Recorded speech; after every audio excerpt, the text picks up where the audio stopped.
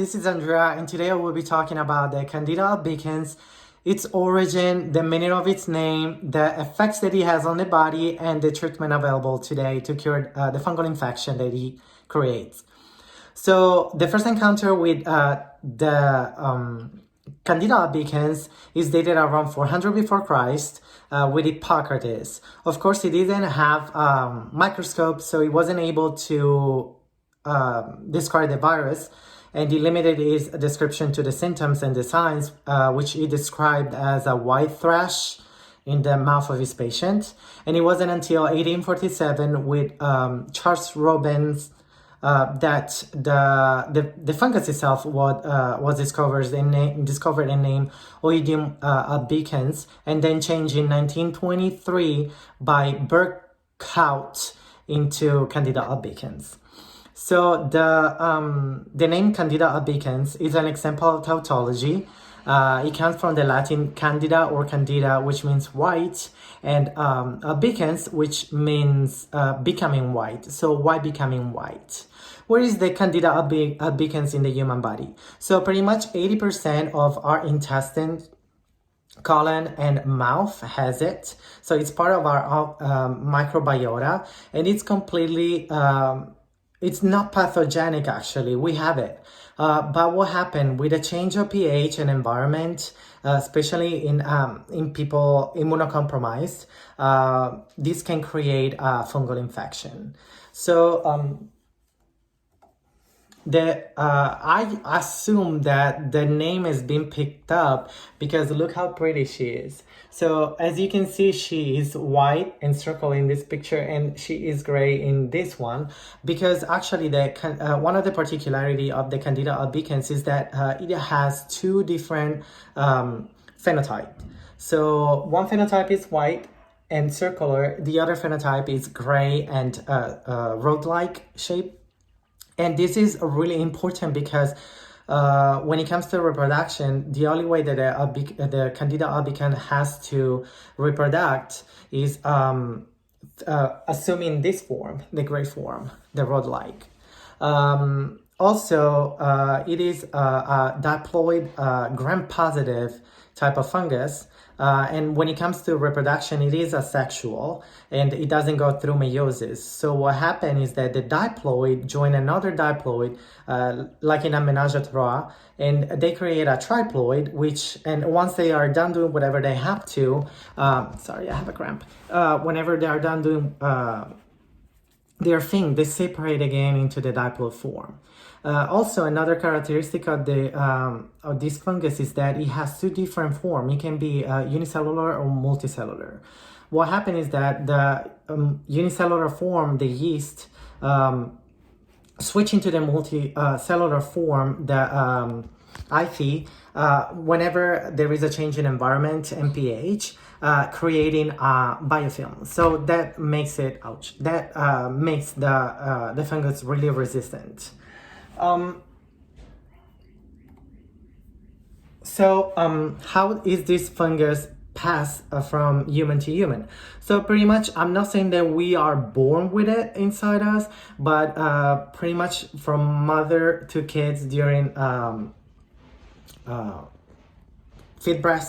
breastfeeding or sexual intercourses, or also at the hospital. One of the commonest ways to transmit this virus is through people sick at the hospital and being surrounded by hospital personnel.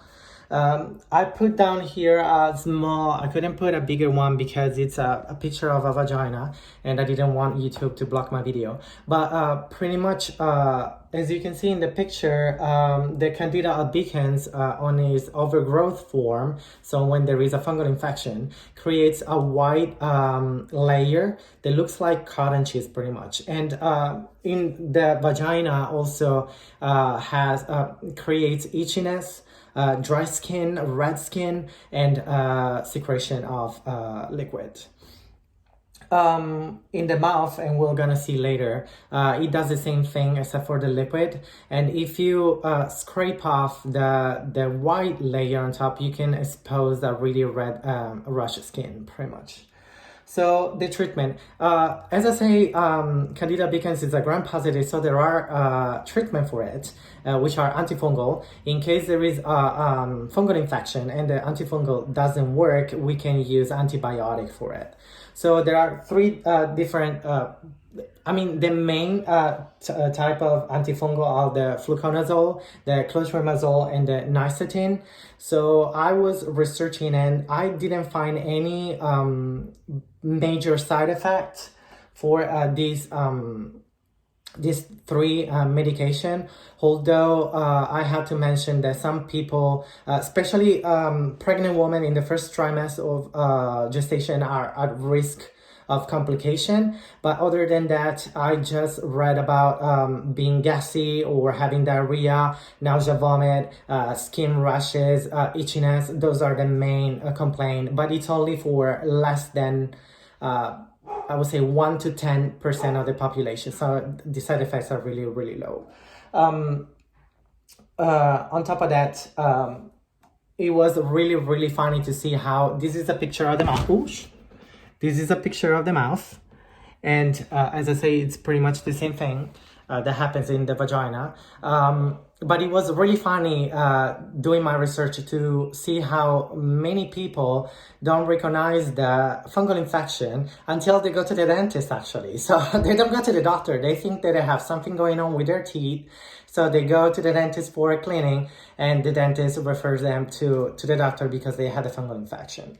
When it comes to research, so unfortunately, there is not that much research going on about fungus.